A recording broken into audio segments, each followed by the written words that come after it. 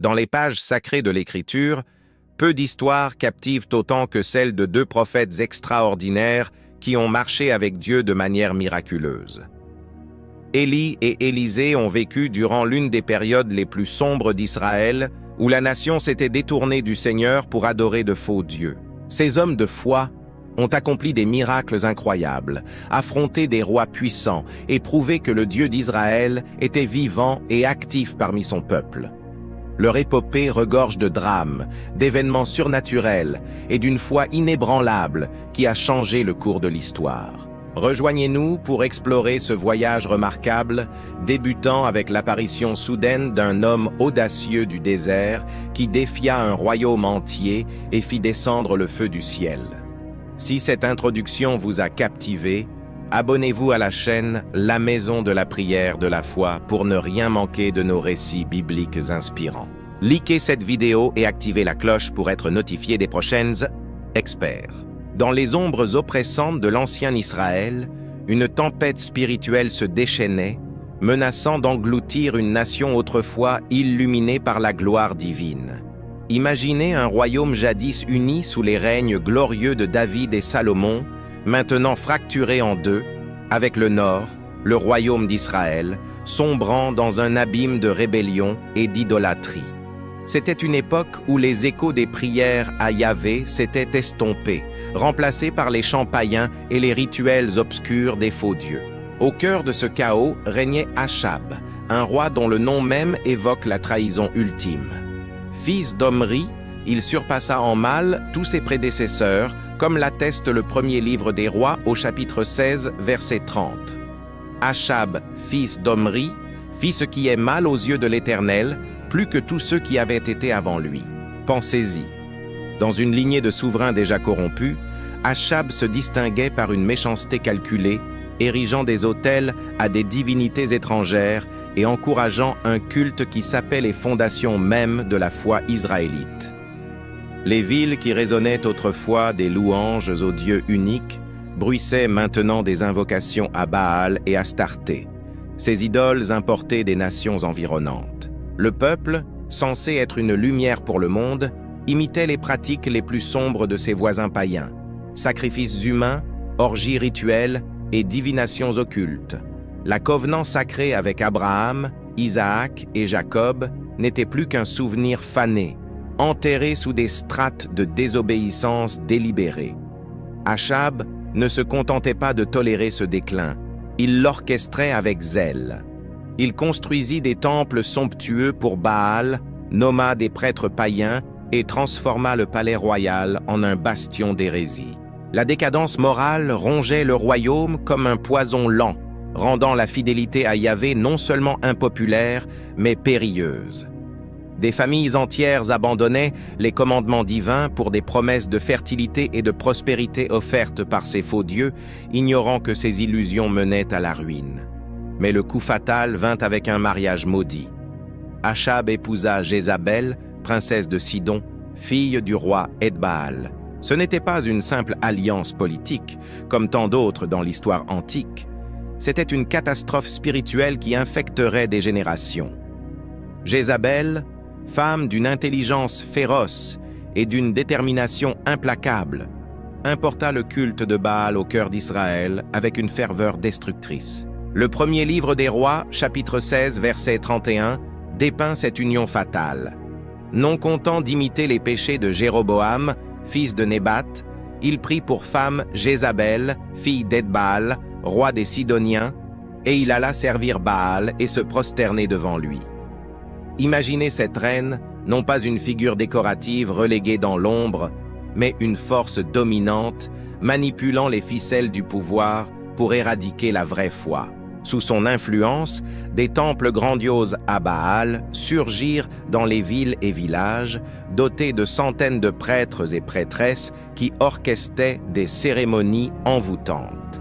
Baal, présenté comme le maître des tempêtes, des pluies et des récoltes, séduisait les fermiers et les artisans par des promesses tangibles. « Adorez-moi, et je ferai pleuvoir l'abondance sur vos champs. » Dans une société agraire où la survie dépendait des cycles saisonniers, ces allégations étaient irrésistibles. Les Israélites, élevés sur les récits de l'Exode et de la terre promise, se laissaient tenter par ces idoles qui offraient un contrôle illusoire sur la nature. Mais Jézabel alla plus loin. Elle ne se contenta pas de promouvoir Baal, elle pourchassa sans pitié les fidèles de Yahvé. Le premier livre des Rois, chapitre 18, verset 4, révèle l'horreur. Pendant que Jézabel massacrait les prophètes de l'Éternel, Abdias prit 100 prophètes et les cacha 50 par 50 dans des cavernes où il les nourrit de pain et d'eau. Des hommes et femmes appelés par Dieu à proclamer sa parole étaient traqués comme des bêtes, forcés de se terrer dans des grottes sombres, dépendant de la charité clandestine pour survivre. La dévotion à Yahvé n'était plus une vertu, c'était un crime capital.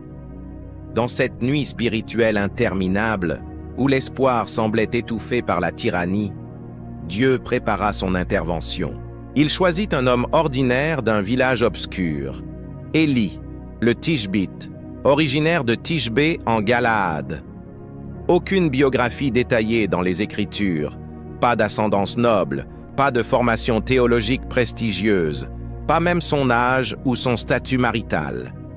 Élie émerge comme un éclair dans la tempête, un instrument divin taillé pour l'adversité. Dieu l'appelle à une mission suicidaire, affronter le roi le plus corrompu d'Israël et proclamer un jugement qui ébranlerait la nation. Élie, vêtu d'un manteau de poil et ceint d'une ceinture de cuir, incarne la simplicité prophétique face au faste royal. Son entrée en scène est fulgurante, sans prélude ni protocole. Le premier livre des Rois, chapitre 17, verset 1, capture ce moment épique. Élie, le Tishbite, l'un des habitants de Galaad, dit à Achab, « L'Éternel est vivant, le Dieu d'Israël, devant qui je me tiens. Il n'y aura ces années-ci ni rosée ni pluie, sinon à ma parole. » Quelle audace! Devant Achab, monarque absolu entouré de gardes armés et de courtisans flatteurs, Élie ne fléchit pas. Pas de courbettes, pas de diplomatie mielleuse.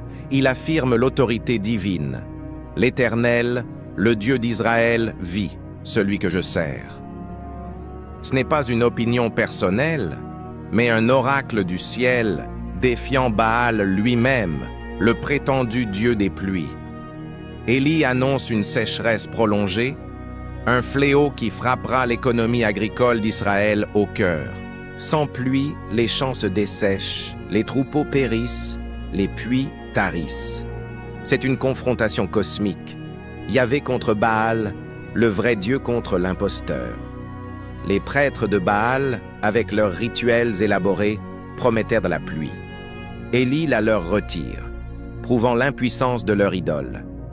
Et la clause finale, « Sinon à ma parole », affirme que seul Élie, par la volonté divine, pourra y mettre fin. Immédiatement après cette déclaration explosive, Dieu guide Élie vers la sécurité. Le premier livre des Rois, chapitre 17, versets 2-3. La parole de l'Éternel lui fut adressée en ces mots. « Pars d'ici, dirige-toi vers l'Orient, et cache-toi près du torrent de Kérit, qui est en face du Jourdain. » Le torrent de Kérit, un ravin isolé à l'est du Jourdain, offre un refuge parfait, terrain accidenté, inaccessible aux soldats d'Achab. Là, Dieu promet une provision miraculeuse. Tu boiras de l'eau du torrent, et j'ai ordonné aux corbeaux de te nourrir là. Des corbeaux. Ces oiseaux charognards, symboles de mort et de malheur dans l'Antiquité, deviennent des messagers divins. Matin et soir, ils apportent du pain et de la viande frais, défiant leur nature instinctive. Ce miracle quotidien renforce la foi d'Élie. Le Dieu qui contrôle les oiseaux maîtrise aussi les cieux et la pluie. Pendant ce temps, le royaume ploie sous la sécheresse. Les pluies saisonnières manquent, les récoltes s'effondrent, la famine s'installe. Achab, réalisant le lien avec la prophétie d'Élie, lance une chasse impitoyable, fouillant nations voisines et forçant des serments de loyauté.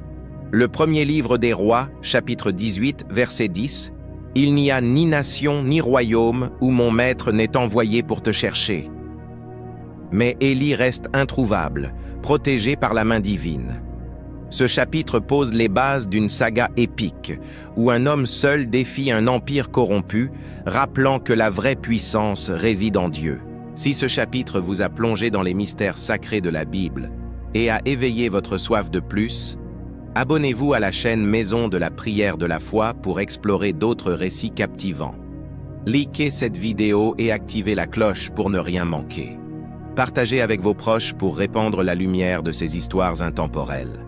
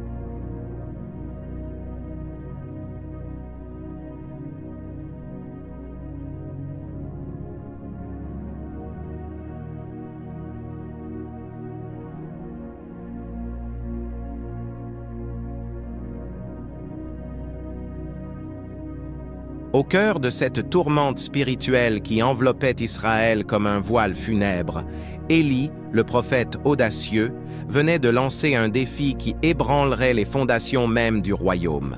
Sa proclamation devant Achab, une sécheresse impitoyable qui ne céderait qu'à sa parole, n'était pas une menace vaine, mais un jugement divin, destiné à réveiller une nation endormie dans l'idolâtrie.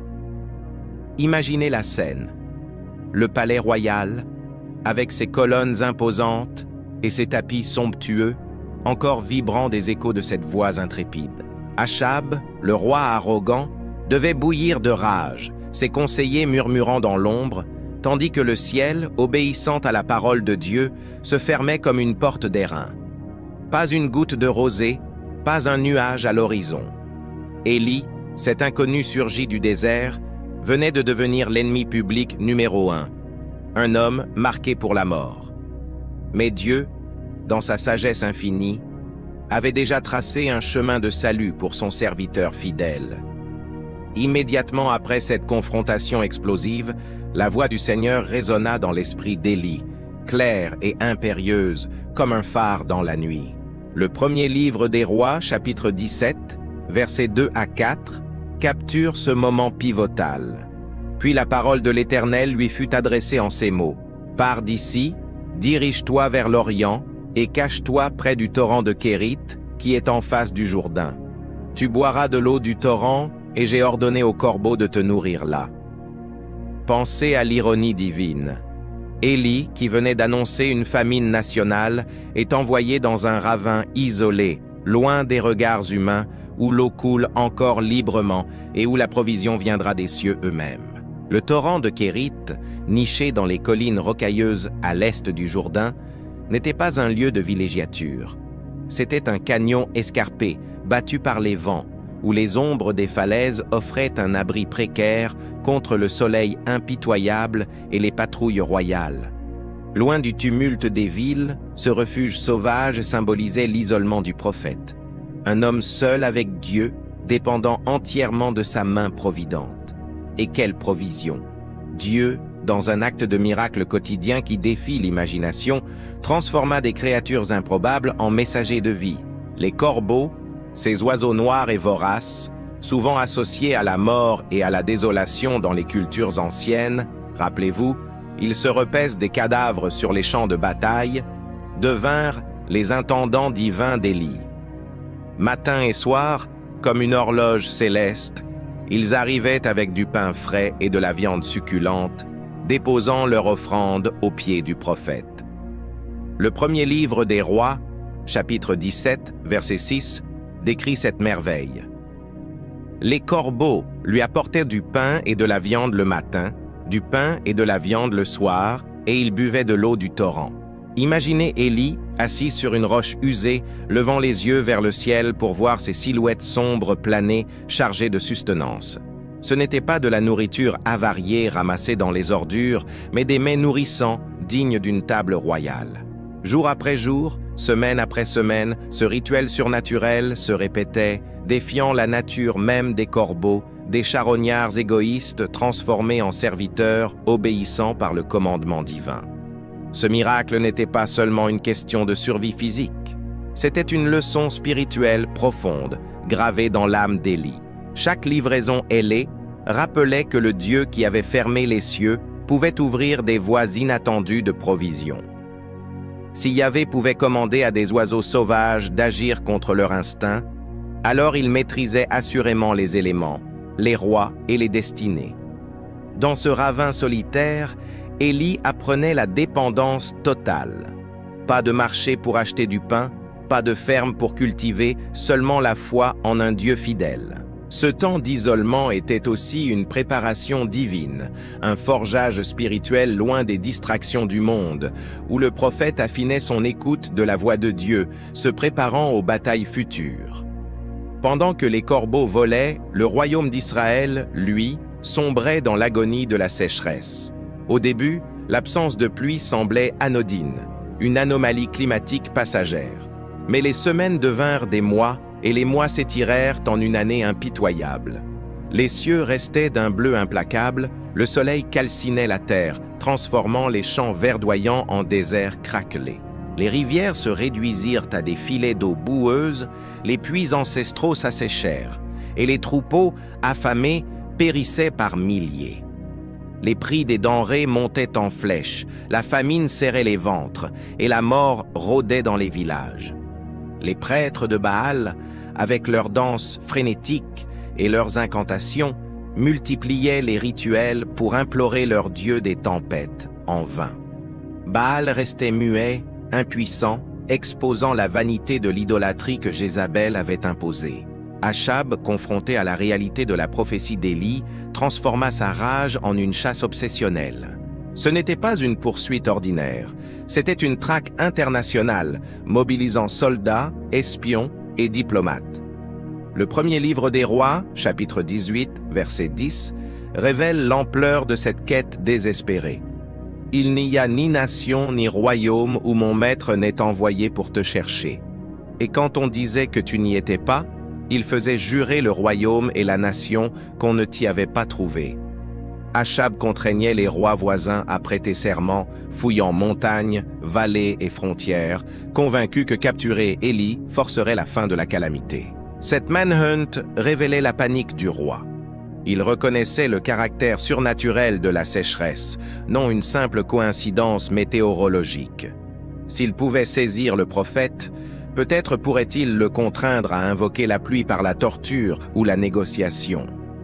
Mais Dieu veillait. Élie, nourri par des corbeaux dans son havre caché, échappait à toutes les filets. Des mois passèrent, la famine s'aggravait et même la cour royale rationnait ses ressources. Pourtant, au torrent de Kérit, l'eau coulait encore, et les corbeaux persistaient. Mais rien n'est éternel sous le soleil. Le premier livre des rois, chapitre 17, verset 7, marque un tournant. Mais au bout d'un certain temps, le torrent fut à sec, car il n'était point tombé de pluie dans le pays. La sécheresse, si sévère, atteignait même le refuge divin. Ce n'était pas un échec de Dieu, mais un signal. Le temps du Kérit touchait à sa fin. Élie devait bouger, et Dieu avait un nouveau plan, encore plus audacieux. La parole divine revint, guidant Élie vers un territoire ennemi. « Lève-toi, va à Sarepta, qui appartient à Sidon, et demeure là. Voici, j'y ai ordonné à une femme veuve de te nourrir. » Premier livre des rois, chapitre 17, versets 8-9. Sarepta, en pays sidonien, le berceau même de Jézabel et du culte de Baal. Pour un prophète traqué, c'était comme sauter dans la gueule du lion. Pourtant, Élie obéit sans hésiter, traversant des terres hostiles pour atteindre cette ville côtière.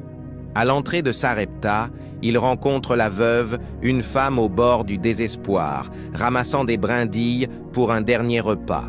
Le prophète, assoiffé et affamé, lui demande de l'eau, puis du pain. Sa réponse brise le cœur. « L'Éternel, ton Dieu, est vivant. Je n'ai rien de cuit. Je n'ai qu'une poignée de farine dans un pot et un peu d'huile dans une cruche. Et voici, je ramasse 2 morceaux de bois afin d'aller préparer cela pour moi et pour mon fils. Nous le mangerons et nous mourrons. » Verset 12. La famine ravageait même les terres païennes, et cette veuve, avec son enfant, était au seuil de la mort. Élie, avec une foi inébranlable, lui demande l'impossible. « Fais-moi d'abord un petit gâteau, et tu en feras ensuite pour toi et pour ton fils. » Puis, il délivre la promesse divine. « Car ainsi parle l'Éternel, le Dieu d'Israël. La farine qui est dans le pot ne manquera point, et l'huile qui est dans la cruche ne diminuera point jusqu'au jour où l'Éternel fera tomber de la pluie sur la face du sol. » Verset 14. La veuve, touchée par l'autorité de ces mots, obéit. Et le miracle s'opère. Jour après jour, le pot de farine et la cruche d'huile se renouvellent, fournissant assez pour Élie, la veuve et son fils. Ce n'était pas une abondance extravagante, mais une provision exacte, enseignant la confiance quotidienne en Dieu. Des mois passent dans cette harmonie miraculeuse, la veuve apprenant la fidélité de Yahvé au milieu de son peuple païen. Mais le drame frappe. Le fils de la veuve tombe gravement malade et meurt. Le chagrin de la mère explose. « Qu'y a-t-il entre moi et toi, homme de Dieu? Es-tu venu chez moi pour rappeler le souvenir de mon iniquité et pour faire mourir mon fils ?» Verset 18. Élie, ému, porte l'enfant dans sa chambre, l'étend sur son lit et prie avec ferveur. « Éternel, mon Dieu, est-ce que tu affligerais au point de faire mourir son fils, même cette veuve chez qui j'ai été reçu comme un hôte ?» Puis, il s'étend 3 fois sur l'enfant, implorant « Éternel, mon Dieu, je te prie, que l'âme de cet enfant revienne au-dedans de lui. » Versets 20-21. Dieu écoute, la vie revient, le garçon respire à nouveau. Élie le rend à sa mère qui s'exclame « Je reconnais maintenant que tu es un homme de Dieu et que la parole de l'Éternel dans ta bouche est vérité. » Verset 24. C'était la première résurrection enregistrée dans la Bible, un triomphe sur la mort elle-même, affirmant le pouvoir absolu de Yahvé. Ce chapitre révèle la tendresse de Dieu au milieu du jugement. Des corbeaux nourriciers, une veuve sauvée, un enfant ressuscité. Élie grandit en foi, prêt pour les confrontations à venir. Si ce chapitre vous a transporté dans les mystères sacrés de la Bible et a ravivé votre émerveillement devant les miracles divins, abonnez-vous à la chaîne Les Mystères Sacrés pour plonger plus profondément dans ces récits inspirants. Likez cette vidéo et activez la cloche pour ne rien manquer. Partagez avec vos proches pour répandre la lumière de ces histoires éternelles qui changent des vies. Experts. Au creux de cette nuit interminable qui enveloppait Israël comme un suaire de désespoir, la sécheresse prophétisée par Élie avait transformé un royaume jadis fertile en un désert aride et impitoyable. 3 ans et demi s'étaient écoulés depuis que le prophète avait scellé les cieux d'une parole divine et le pays gémissait sous le poids de la famine. Imaginez les paysages autrefois verdoyants, des champs craquelés comme une peau desséchée, des rivières réduites à des lits de poussière, des villages hantés par les cris des enfants affamés et les lamentations des mères. Le peuple, jadis séduit par les promesses de Baal, le dieu des tempêtes et des pluies abondantes, voyait maintenant l'imposture révélée. Les prêtres de Jézabel, avec leurs danses frénétiques et leurs sacrifices sanglants, imploraient en vain leur idole muette. Baal, ce faux maître des éléments, restait sourd à leurs supplications, exposant la vanité de l'idolâtrie qui avait corrompu la nation. Achab, le roi maudit, errait dans son palais somptueux, rongé par l'angoisse, tandis que même ses écuries royales manquaient d'herbe pour les chevaux et les mules.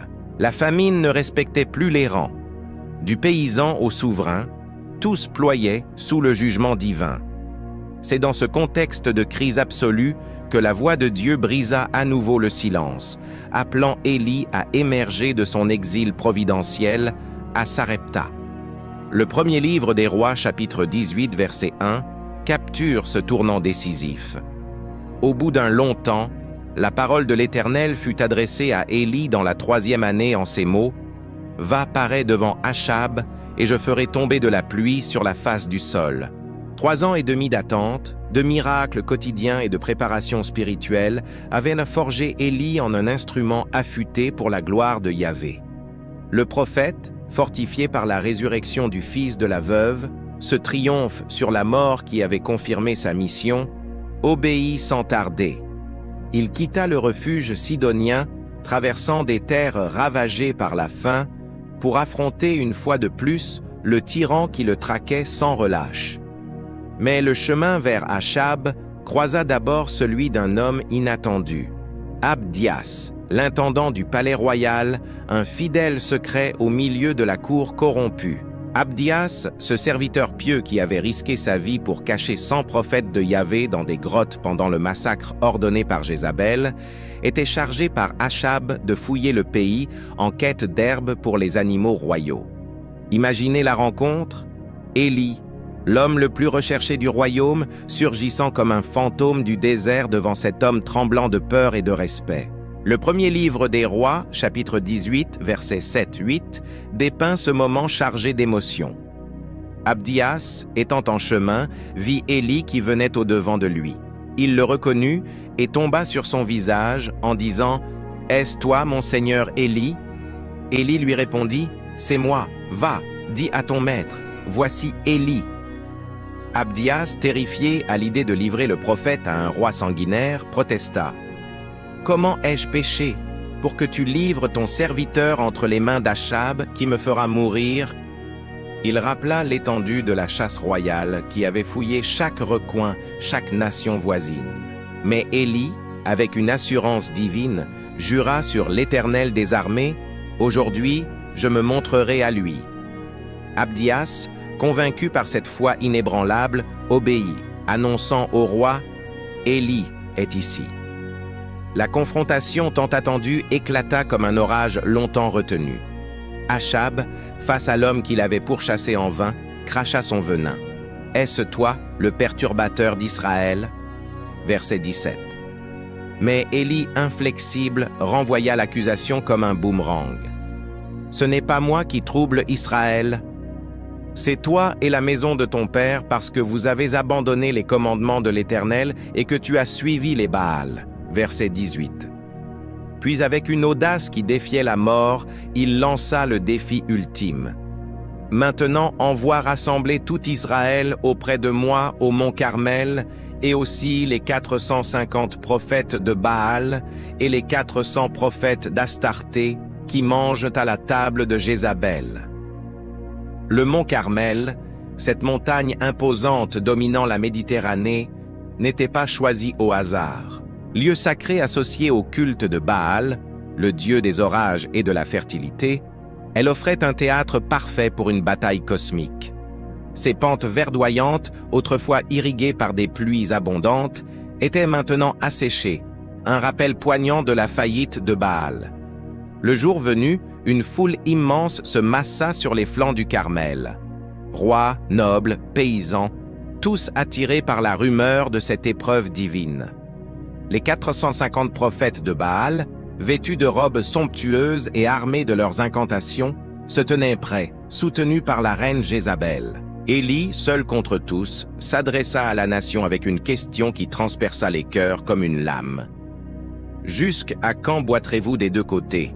Si l'Éternel est Dieu, allez après lui. Si c'est Baal, allez après lui. » Verset 21. Le silence assourdissant du peuple révéla leur duplicité.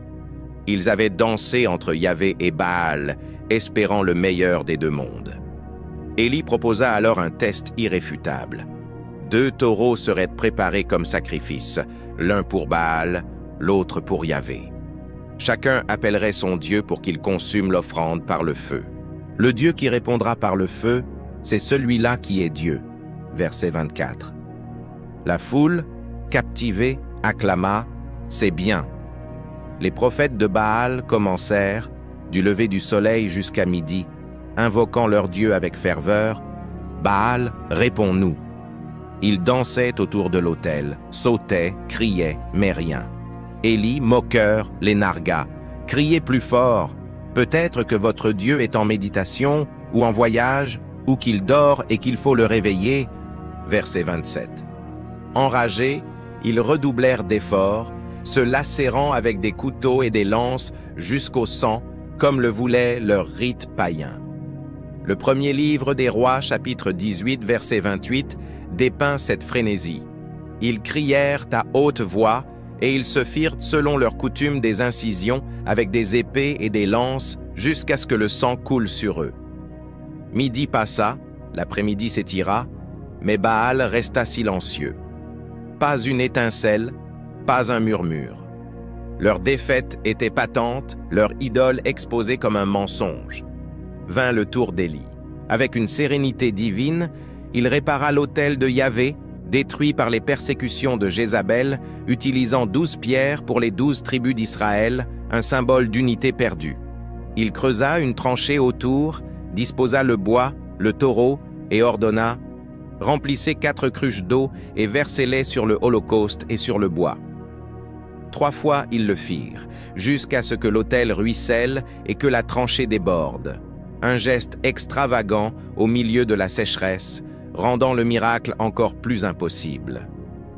Puis Élie pria, simple et puissant, « Éternel, Dieu d'Abraham, d'Isaac et d'Israël, que l'on sache aujourd'hui que tu es Dieu en Israël, que je suis ton serviteur et que j'ai fait toutes ces choses par ta parole. Réponds-moi, Éternel, réponds-moi afin que ce peuple reconnaisse que toi, Éternel, tu es Dieu et que c'est toi qui ramènes leur cœur. » Versets 36-37. La réponse fut fulgurante. Le feu de l'Éternel tomba et il consuma l'holocauste, le bois, les pierres et la poussière, et il absorba l'eau qui était dans le fossé. Verset 38. Un brasier céleste, dévorant tout, même les pierres et l'eau. La foule, terrassée, se prosterna. « L'Éternel est Dieu, l'Éternel est Dieu. » Verset 39. Élie, triomphant, ordonna « Saisissez les prophètes de Baal, qu'aucun d'eux n'échappe. » Ils furent menés au torrent de Kison et exécutés selon la loi divine contre les faux prophètes, un acte de justice sévère, nécessaire pour purger la nation de son poison spirituel. Mais le miracle ne s'arrêta pas là.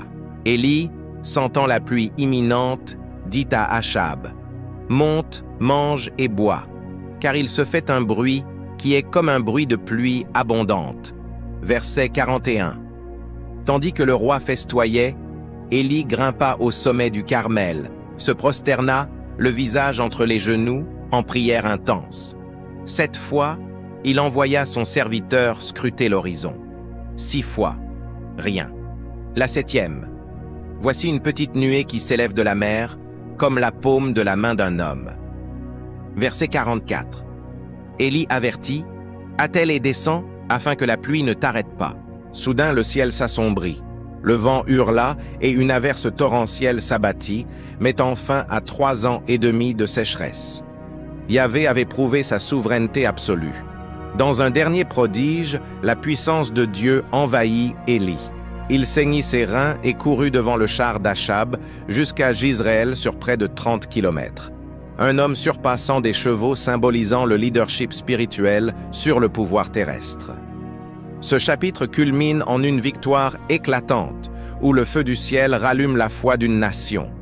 Si ce chapitre vous a enflammé par la puissance divine et les drames bibliques, abonnez-vous à la chaîne Maison de la prière de la foi pour découvrir la suite de cette saga épique. Likez cette vidéo et activez la cloche pour ne rien manquer. Partagez avec vos amis pour propager ces mystères sacrés qui inspirent et transforment. Au sommet de la gloire divine, où le feu du ciel avait consumé l'autel et terrassé les faux prophètes, une ombre inattendue s'abattit sur le prophète victorieux. Imaginez Élie, encore essoufflé par sa course surnaturelle devant le char d'Achab, arrivant à Jizréel sous une pluie torrentielle qui lavait la terre assoiffée. Le royaume, après 3 ans et demi de sécheresse impitoyable, respirait enfin. Les ruisseaux gonflés d'eau pure, les champs prêts à reverdir. La nation avait vu la puissance de Yahvé, criant d'une seule voix « L'Éternel est Dieu ». Pourtant, dans les couloirs sombres du palais royal, une tempête plus féroce encore se préparait. Achab, rentré trempé et humilié, raconta tout à Jézabel. Le défi sur le Carmel, l'échec retentissant de Baal, le feu dévorant, l'exécution des 450 prophètes qu'elle avait nourris à sa table. La reine, cette femme de fer forgée dans les intrigues sidoniennes, ne plia pas devant la preuve divine. Au contraire, sa fureur s'enflamma comme un brasier infernal, transformant l'humiliation en une soif de vengeance implacable. Jézabel, avec une cruauté calculée qui faisait trembler les courtisans, envoya un messager à Élie avec un serment mortel. « Que les dieux me traitent dans toute leur rigueur, si demain, à 7 heures, je ne te fais pas comme à l'un d'eux. » Premier livre des rois, chapitre 19, verset 2. C'était une menace explicite. La mort, rapide et sans pitié, pour l'homme qui avait osé défier son empire idolâtre. Élie, ce géant de la foi qui avait affronté un roi, défié 450 faux prophètes et appelé le feu des cieux, fut soudain submergé par une peur viscérale. Le premier livre des rois, chapitre 19, verset 3, capture ce revirement humain. Élie, voyant cela, se leva et partit pour sauver sa vie. Comment un tel colosse spirituel pouvait-il flancher? Après l'euphorie du Carmel, l'épuisement physique et émotionnel l'avait rattrapé.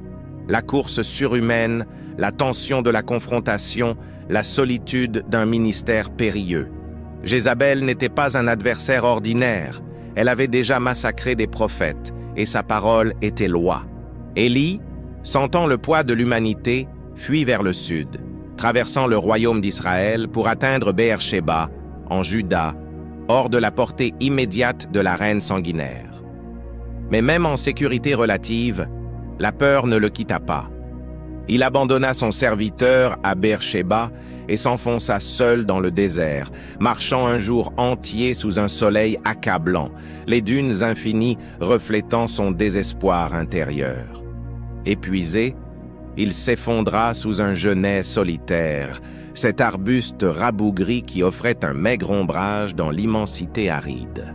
Là, dans ce lieu de désolation absolue, Élie cria son anguiche vers le ciel. « C'en est assez. Ô Éternel, prends ma vie, car je ne suis pas meilleur que mes pères. » Verset 4. Ce n'était pas un murmure de fatigue, mais un hurlement de l'âme. Un prophète brisé, convaincu que sa victoire sur le Carmel n'avait rien changé. Jézabel régnait toujours, Baal avait des racines profondes, et il se sentait isolé, inutile, un échec total malgré les miracles. Dans ce moment de vulnérabilité crue, Élie incarne l'humanité des plus grands serviteurs de Dieu. Même les héros de la foi connaissent le gouffre du découragement, où les triomphes passés semblent vains face à l'opposition persistante.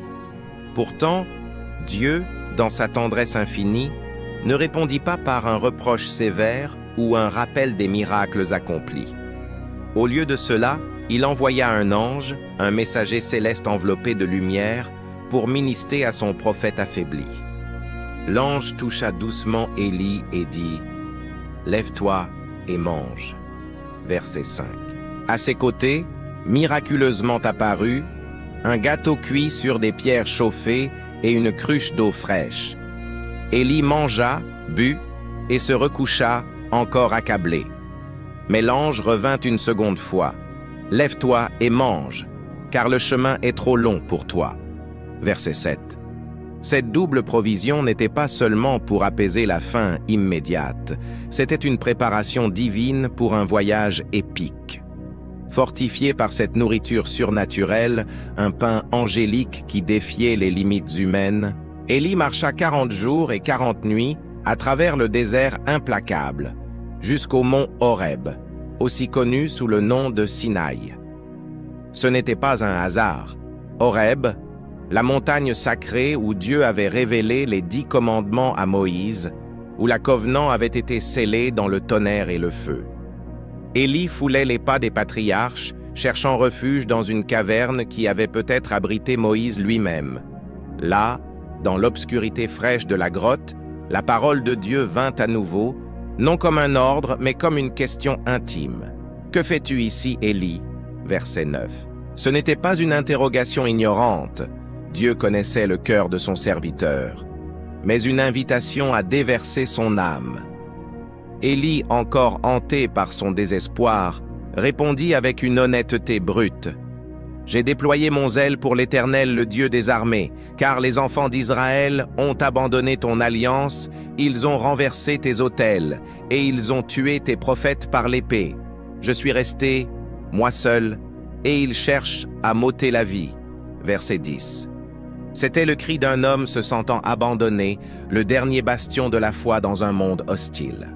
Dieu, au lieu de corriger immédiatement, invita Élie à une leçon visuelle inoubliable. « Sors et tiens-toi sur la montagne devant l'Éternel. » Et voici, l'Éternel passa. Verset 11.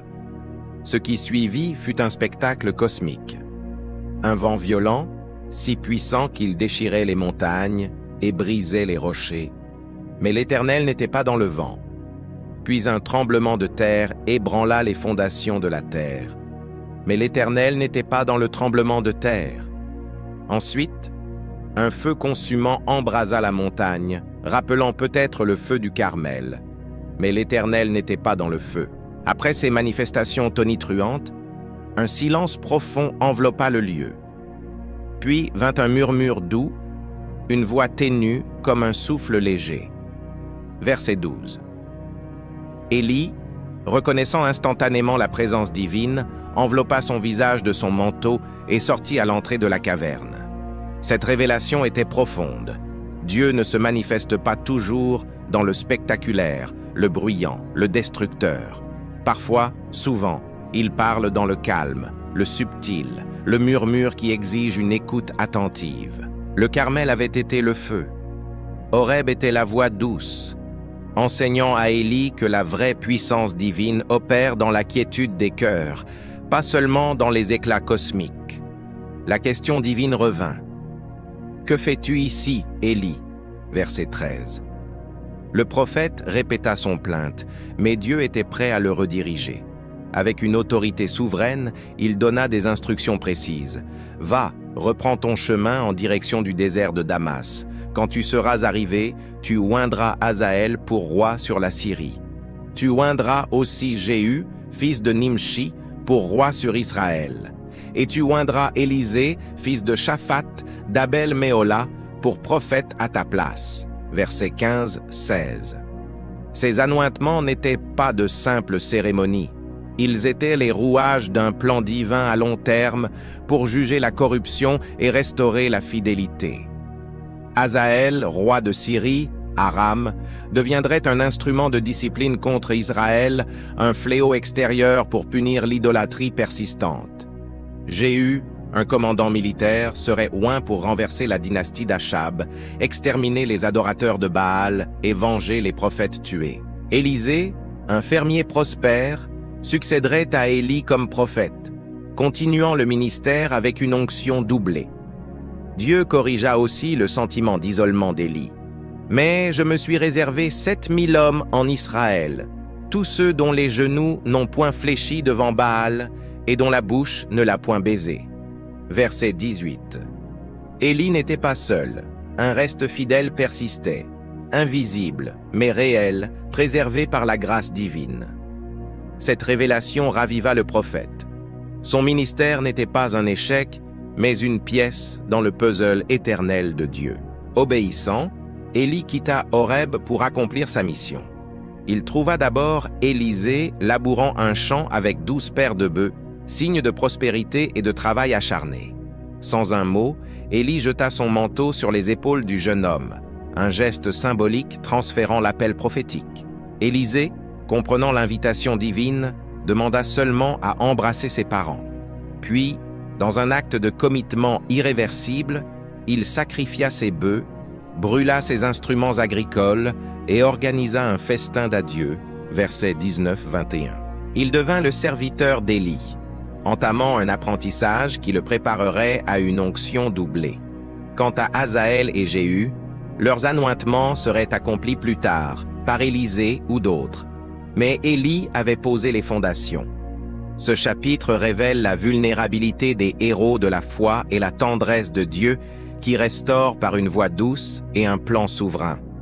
Si ce chapitre vous a ému par la profondeur humaine d'Élie et la sagesse divine, abonnez-vous à la chaîne Maison de la prière de la foi pour plonger dans la suite de cette épopée biblique. Likez cette vidéo et activez la cloche pour ne rien manquer. Partagez avec vos proches pour répandre ces mystères sacrés qui touchent les cœurs et fortifient la foi. Au cœur de cette saga biblique qui pulse comme un cœur battant au rythme des miracles divins, le flambeau prophétique passait d'une génération à l'autre dans un mélange d'humilité, de sacrifice et de gloire céleste. Imaginez Élisée, ce jeune fermier robuste d'Abel-Méhola qui avait tout abandonné, une vie prospère, des champs fertiles, une famille aimante, pour suivre l'appel lancé par le manteau d'Élie jeté sur ses épaules. Ce n'était pas une décision impulsive, née d'un caprice passager. C'était un engagement total, scellé par le sang des bœufs sacrifiés et les flammes qui consumaient ses outils agricoles. Le premier livre des rois, chapitre 19, verset 21, immortalise ce moment décisif. Élisée se leva et partit à la suite d'Élie. Il se mit à son service. Élisée n'était pas un simple assistant, relégué à des tâches ménagères. Il entrait dans un apprentissage intense, une école du désert où la foi se forgeait au feu des épreuves quotidiennes. Pendant plusieurs années, une période non précisée dans les Écritures, mais chargée de profondeur spirituelle, Élisée devint l'ombre fidèle d'Élie, apprenant les secrets d'une vie consacrée à Yahvé au milieu d'un royaume encore imprégné d'idolâtrie. Pensez à cette relation mentor-disciple, un lien forgé dans le creuset de l'adversité. Élisée, issu d'une famille aisée, 12 paires de bœufs témoignaient de sa richesse agraire, choisit l'humilité du service. Le deuxième livre des rois, chapitre 3, verset 11, offre un aperçu touchant. Élisée, fils de Shaphat, qui versait l'eau sur les mains d'Élie. Ce geste simple, verser l'eau pour le lavage des mains, symbolisait bien plus qu'une corvée domestique. C'était l'essence du discipulat biblique. Apprendre par l'observation intime, absorber la sagesse spirituelle au quotidien. Élisée voyageait aux côtés d'Élie, traversant les collines de Galaad, les plaines de Samarie et les villages oubliés où la parole de Dieu résonnait encore faiblement. Il assistait aux prophéties, aux confrontations avec les rois corrompus, aux miracles discrets qui ponctuaient la vie du prophète. Imaginez les nuits passées autour d'un feu de camp où Élie partageait les leçons du mont Horeb, la voix murmurante de Dieu, plus puissante que le vent ou le feu, enseignant que la vraie révélation divine se niche souvent dans le silence attentif plutôt que dans les spectacles grandioses. Cet apprentissage n'était pas théorique, confiné à des parchemins ou des débats abstraits. C'était une immersion totale dans le ministère prophétique. Élisée observait comment Élie discernait la voix de Yahvé au milieu du chaos, comment il affrontait l'opposition avec une audace divine, comment il maintenait sa foi quand les circonstances hurlaient le contraire. Des anecdotes non rapportées dans les Écritures, mais imaginables dans le flux de la vie, devaient te remplir ces années. Des guérisons secrètes dans des hameaux isolés, des avertissements prophétiques à des familles fidèles, des prières intenses pour la nation égarée. Élisée, avec son tempérament pratique et son cœur compatissant, apprenait à équilibrer la justice d'Élie, ses jugements sévères contre l'idolâtrie, avec une miséricorde qui guérirait les blessures du peuple. Cette période formait Élisée non seulement comme successeur, mais comme un prophète unique, destiné à doubler les miracles de son maître, portant le ministère à un niveau de compassion tangible pour les besoins quotidiens des Israélites. Mais le temps de la transition approchait, enveloppé d'une solennité surnaturelle qui imprégnait l'air comme un parfum d'éternité. Élie, sachant que son départ était imminent, révélé par Dieu dans une intimité profonde, entreprit un voyage d'adieu symbolique, visitant les écoles de prophètes disséminées à travers Israël. Ces écoles, des communautés de jeunes hommes appelés à la vocation prophétique, étaient des bastions de fidélité au milieu de l'apostasie nationale. Fondées peut-être sous l'influence d'Élie lui-même, elles formaient des disciples à l'écoute de la parole divine, à la prière fervente et à la résistance contre Baal. Le deuxième livre des Rois, chapitre 2, dépeint ce périple comme une procession sacrée. Élie et Élisée commencèrent à Gilgal, ce lieu historique où les Israélites avaient campé après la traversée du Jourdain sous Josué, érigeant 12 pierres en mémoire de la fidélité divine. Gilgal évoquait les racines de la nation, un rappel que Yahvé était le Dieu des commencements miraculeux. De Gilgal, ils se dirigèrent vers Béthel, une ville chargée de gloire passée. Là où Abraham avait bâti un autel, où Jacob avait vu l'échelle céleste reliant terre et ciel. Mais Béthel portait aussi la tâche de l'idolâtrie, Jéroboam y ayant installé un veau d'or. La présence d'une école de prophètes y symbolisait la rédemption divine, un effort pour reclaimer cette terre sainte. À chaque arrêt, les jeunes prophètes, inspirés par une révélation surnaturelle, approchaient Élisée avec une question lourde de présage. « Sais-tu que l'Éternel enlèvera aujourd'hui ton maître de dessus ta tête ?» Verset 3. Élisée, le cœur serré mais résolu, répondait invariablement « Je le sais aussi, taisez-vous » Verset 3. Ce n'était pas de l'irritation, mais une concentration farouche sur les derniers moments avec son mentor, refusant de laisser le chagrin prématuré diluer la sainteté de l'instant. Le voyage culmina à Jéricho, la première ville conquise par Josué, ses murs effondrés par la puissance divine. Près du Jourdain, cette école de prophètes servait de porte entre le désert et la terre promise, un lieu de transition parfait pour ceux qui allaient suivre. 50 prophètes de Jéricho, sentant l'imminence d'un événement cosmique, suivirent à distance respectueuse. L'atmosphère était chargée de signes surnaturels, une anticipation palpable, comme si les cieux eux-mêmes retenaient leur souffle. Élie testa 3 fois la détermination d'Élisée, lui suggérant de rester derrière. « Reste ici, je te prie, car l'Éternel m'envoie jusqu'à Béthel. » Mais Élisée, avec une fidélité inébranlable, jurait « L'Éternel est vivant et ton âme est vivante. Je ne te quitterai point. » Verset 2. Ces tests n'étaient pas du doute. Ils confirmaient la maturité spirituelle d'Élisée, sa readiness pour l'héritage divin. Au bord du Jourdain, le climax surnaturel explosa. Élie prit son manteau, ce symbole de l'autorité prophétique, le roula et frappa les eaux. Instantanément, les eaux se divisèrent çà et là, et ils passèrent tous deux à sec. Verset 8. Un miracle évoquant Moïse à la mer Rouge et Josué au Jourdain, affirmant qu'Élie marchait dans les pas des grands libérateurs. Les eaux s'ouvrirent comme un rideau théâtral, révélant un sol sec sous leurs pieds, tandis que les 50 prophètes observaient, ébahis. De l'autre côté, dans l'intimité du moment, Élie offrit « Demande ce que tu veux que je fasse pour toi, avant que je sois enlevé d'avec toi. » Élisée, avec une audace humble, répondit « Qu'il y ait sur moi, je te prie, une double portion de ton esprit. » Verset 9. Ce n'était pas de l'arrogance, c'était la reconnaissance d'un fils spirituel premier-né, réclamant l'héritage doublé selon la loi mosaïque.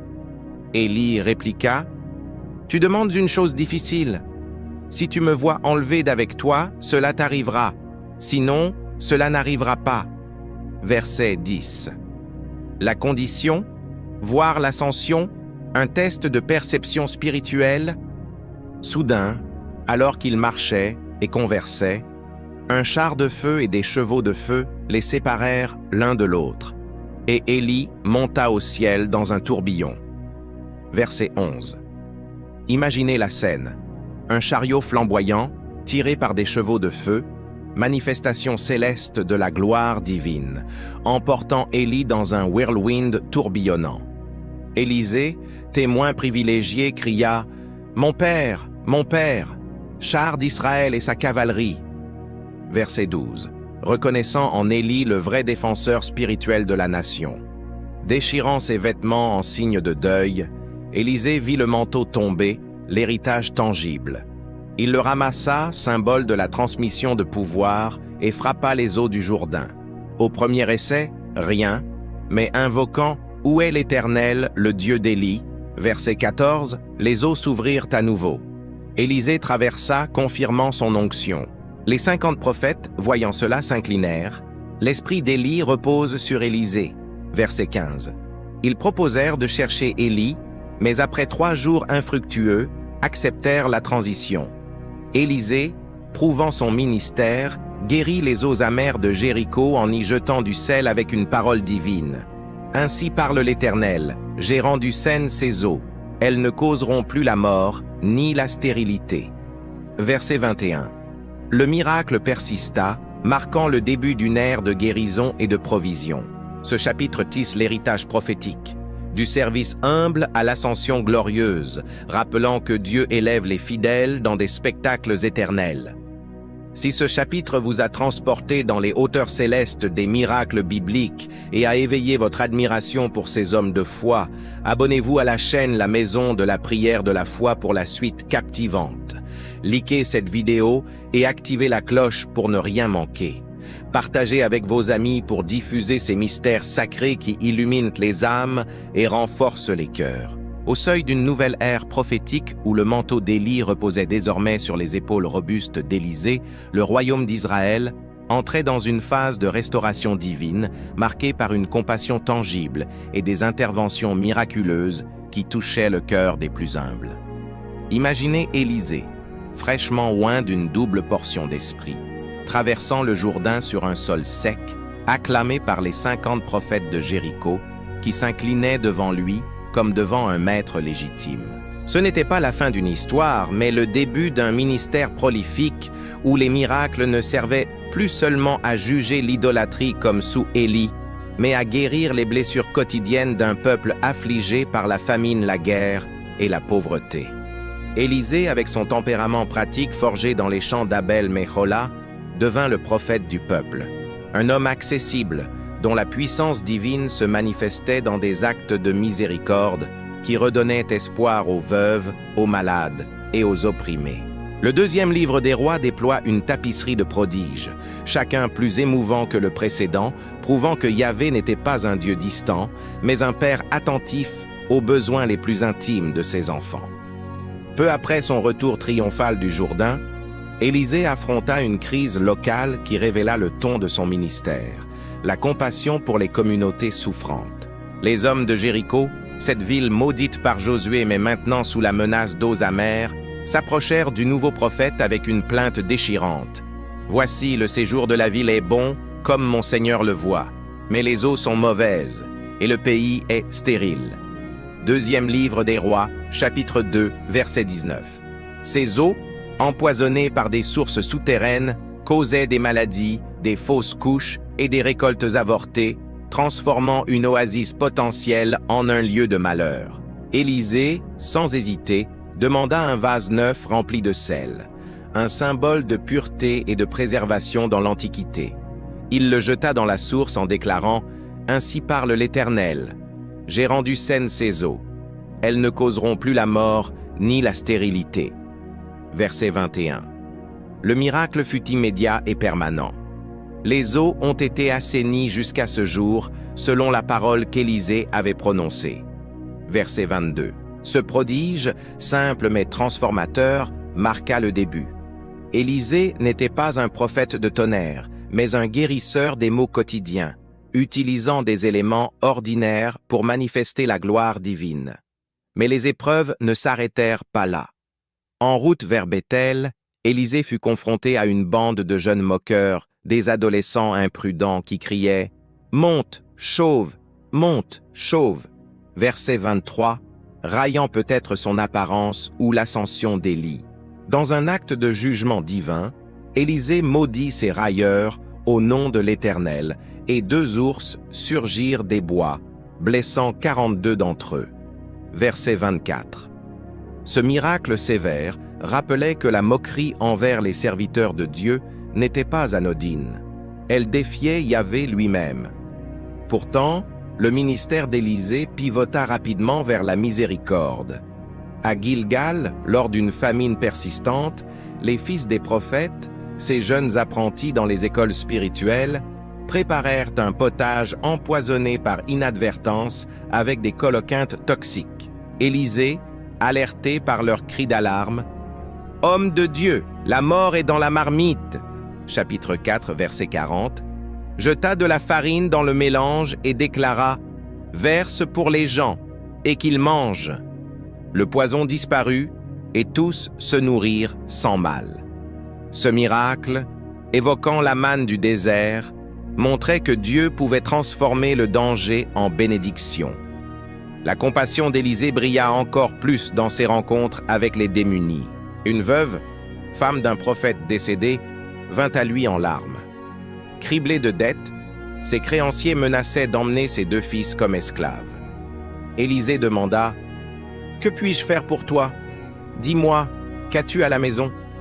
Elle répondit « Ta servante n'a rien du tout à la maison, sinon un vase d'huile. » Chapitre 4, verset 2. Avec une ingéniosité divine, Élisée l'instruisit.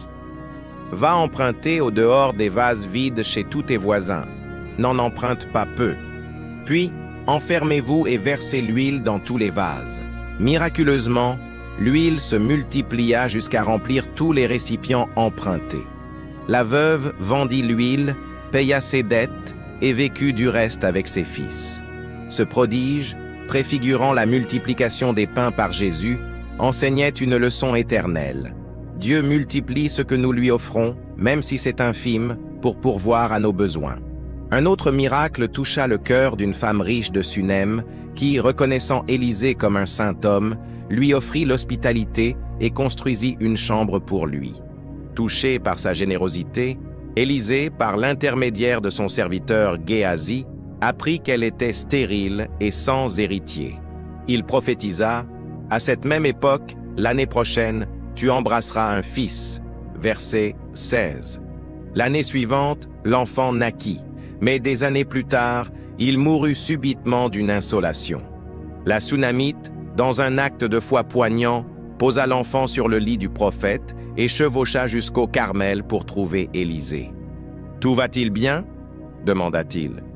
Elle répondit « Tout va bien. » Verset 26, masquant son chagrin jusqu'à être face à lui.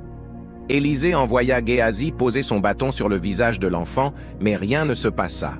Alors, le prophète vint en personne, s'enferma avec le corps, s'étendit sur lui, bouche sur main sur main, et pria.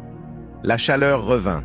L'enfant éternua 7 fois et revint à la vie. Versets 34-35. La mère, prosternée, reçut son fils, un écho à la résurrection du fils de la veuve de Sarepta, affirmant le pouvoir de Yahvé sur la mort. Les miracles s'enchaînèrent.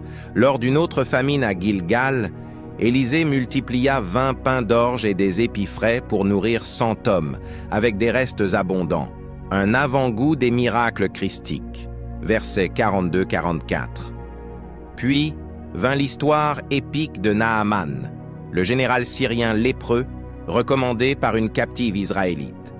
Naaman, arrivant avec un cortège royal, s'attendait à un rituel grandiose. Élisée, humblement, envoya un message. « Va, et lave-toi 7 fois dans le Jourdain, ta chair redeviendra saine et tu seras pur. » Chapitre 5, verset 10. Furieux de cette simplicité, n'y a-t-il pas de meilleur fleuve en Syrie? Naaman fut convaincu par ses serviteurs et obéit. À la 7e immersion, sa peau redevint comme celle d'un enfant. Converti, il déclara « Voici, je reconnais qu'il n'y a point de Dieu sur toute la terre si ce n'est en Israël. » Verset 15. Ce miracle transcenda les frontières, montrant que la grâce de Yahvé s'étendait aux nations païennes. Élisée démontra aussi une puissance stratégique.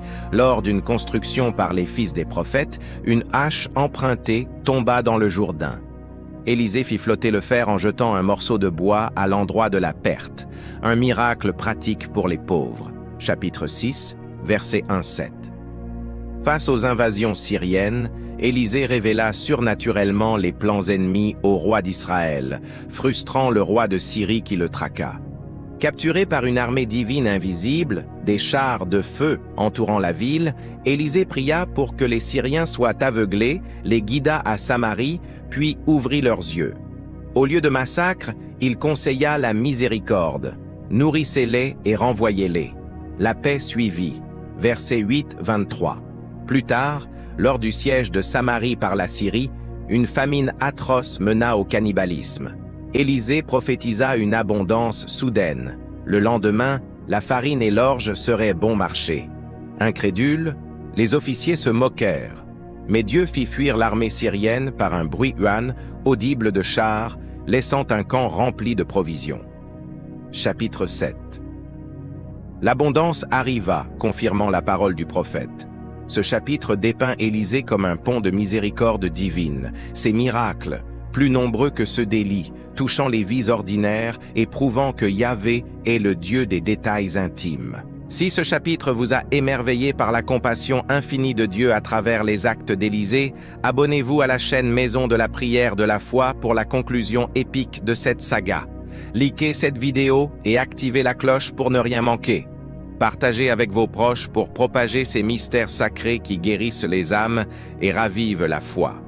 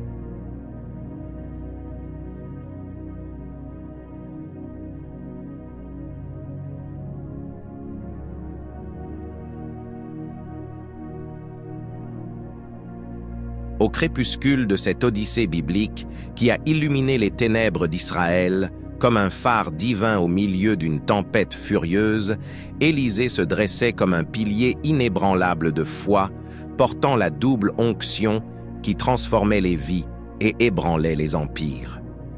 Imaginez ce prophète, autrefois un simple laboureur aux mains calleuses, maintenant investi d'une puissance qui surpassait même celle de son maître Élie.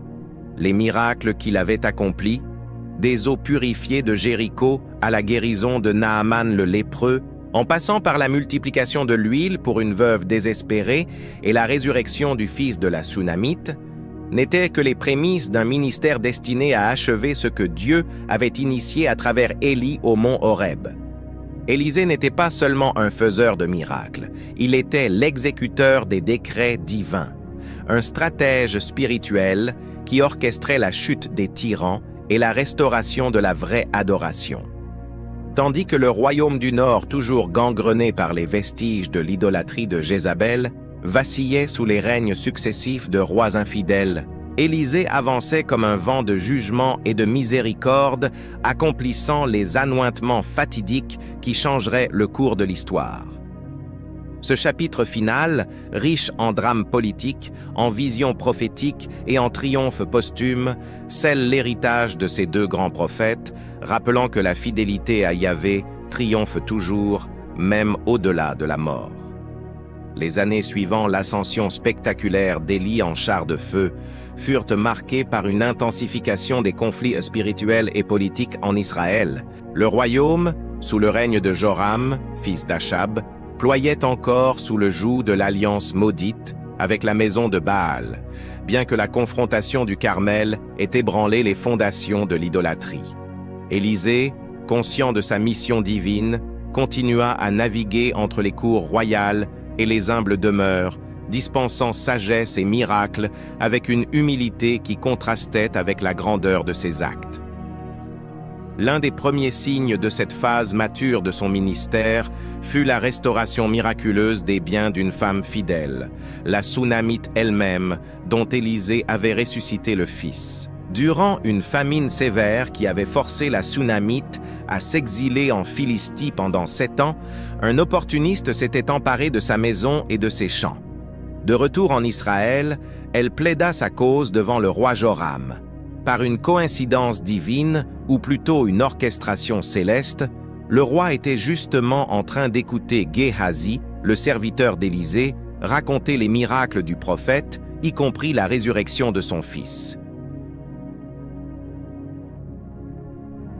Serviteur de l'homme de Dieu, et il disait « Raconte-moi, je te prie toutes les grandes choses qu'Élisée a faites. » Et pendant que Géhazi racontait au roi comment Élisée avait rendu la vie à un mort, voici la femme dont Élisée avait fait revivre le fils vint implorer le roi au sujet de sa maison et de son champ. Géhazi, pointant la femme du doigt, s'exclama « Ô roi, mon seigneur, voici la femme, et voici son fils qu'Élisée a fait revivre. » Le roi, impressionné par ce témoignage vivant, ordonna immédiatement « Rends-lui tout ce qui lui appartient et tous les revenus du champ depuis le jour où elle a quitté le pays jusqu'à maintenant. » Verset 6. Ce miracle administratif, une restitution complète sans bataille judiciaire, démontrait que la puissance d'Élisée s'étendait au-delà des guérisons physiques. Elle influençait les cœurs des rois, restaurant la justice pour les opprimés. La Sunamite, symbole de fidélité récompensée, vit sa vie reconstruite, rappelant que Yahvé n'oublie pas ceux qui honorent ses serviteurs. Ce récit n'était pas isolé. Il illustrait comment Élisée, en tant que conseiller spirituel, commençait à infiltrer les sphères du pouvoir, préparant le terrain pour les anointements qui éradiqueraient l'héritage maléfique d'Achab et Jézabel. Mais les ombres de la guerre et de la trahison planaient toujours. Ben-Hadad, roi de Syrie, Aram, ennemi juré d'Israël, gisait malade à Damas, tourmenté par des rumeurs de miracles accomplis par un prophète hébreu. Il envoya son fidèle serviteur Hazaël à Élisée avec un somptueux présent, 40 chameaux chargés de biens précieux, pour demander « Ton fils Ben-Hadad, roi de Syrie, m'envoie vers toi pour dire « guérirai-je de cette maladie » Chapitre 8, verset 9.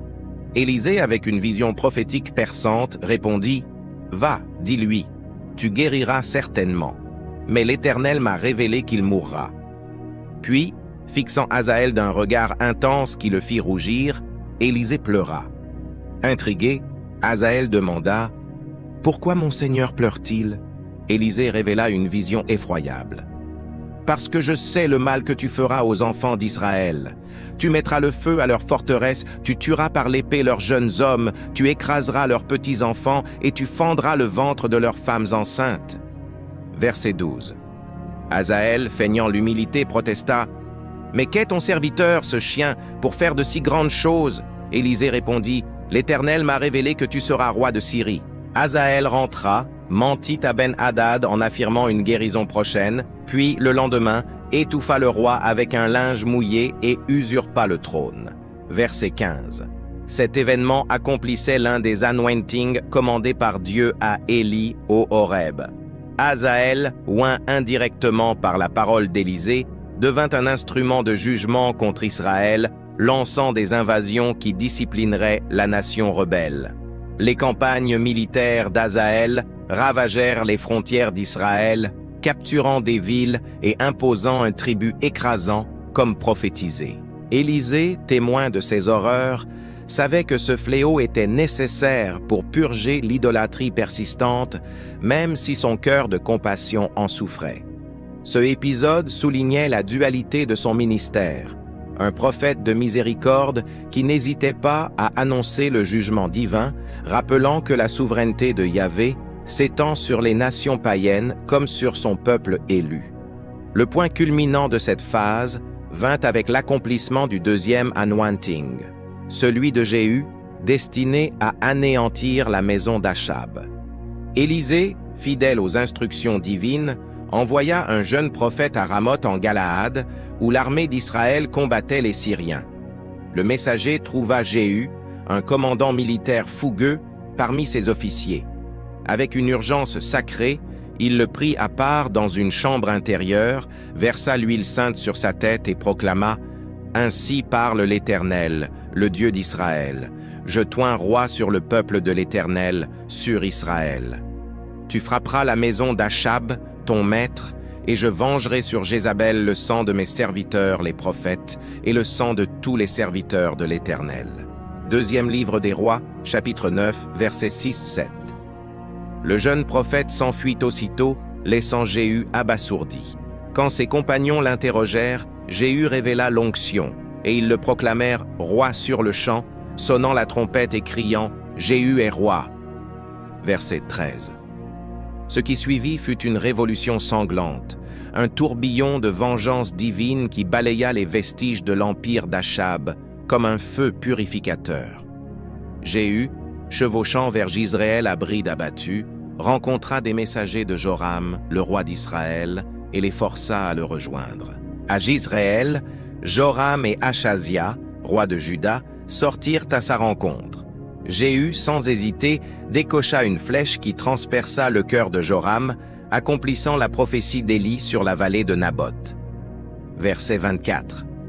Puis, Jéhu s'attaqua à Jézabel, la reine-mère tyrannique qui avait massacré tant de prophètes. Apprenant son arrivée, Jézabel se para de phares et de bijoux, se posta à une fenêtre du palais et le nargua. « Est-ce la paix, Zimri, assassin de son maître ?» Verset 31. Jéhu ordonna aux eunuques « Jetez-la en bas !» Ils obéirent, et son corps fut piétiné par les chevaux, son sang éclaboussant les murs. Les chiens dévorèrent sa chair, ne laissant que le crâne, les pieds et les mains, exactement comme prophétisé par Élie. Les chiens mangeront Jézabel dans le champ de Jizréel. Verset 37. Jéhu ne s'arrêta pas là. Il extermina les 70 fils d'Achab à Samarie, décapitant la lignée royale dans un bain de sang qui vengeait les innocents. Puis, avec une ruse astucieuse, il rassembla tous les adorateurs de Baal dans leur temple, feignant une grande fête. Achab a servi Baal un peu. Jéhu le servira beaucoup. Chapitre 10, verset 18. Une fois assemblés, il ordonna le massacre. 80 gardes tuèrent les prêtres et les fidèles, détruisirent les idoles et transformèrent le temple en latrine, une humiliation éternelle. Versets 25-28. Jéhu déclara: Ainsi Jéhu extermina Baal du milieu d'Israël.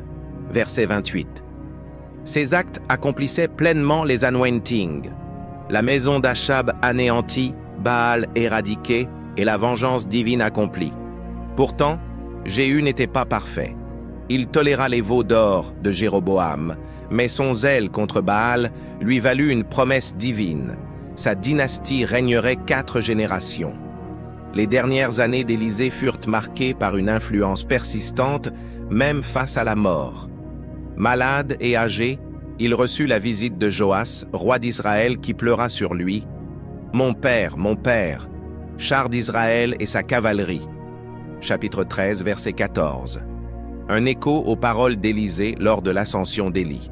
Élisée ordonna au roi de prendre un arc et des flèches, de tirer vers l'Orient, symbolisant la victoire sur la Syrie. Puis, il fit frapper le sol avec les flèches. Joas frappa 3 fois seulement, et Élisée s'irrita. « Tu aurais dû frapper 5 ou 6 fois, alors tu aurais battu les Syriens jusqu'à leur extermination. » Verset 19. Néanmoins, 3 victoires furent promises. Élisée mourut et fut enterré, mais son pouvoir transcenda la tombe. Un homme mort jeté dans son sépulcre toucha ses os et revint à la vie. Verset 21.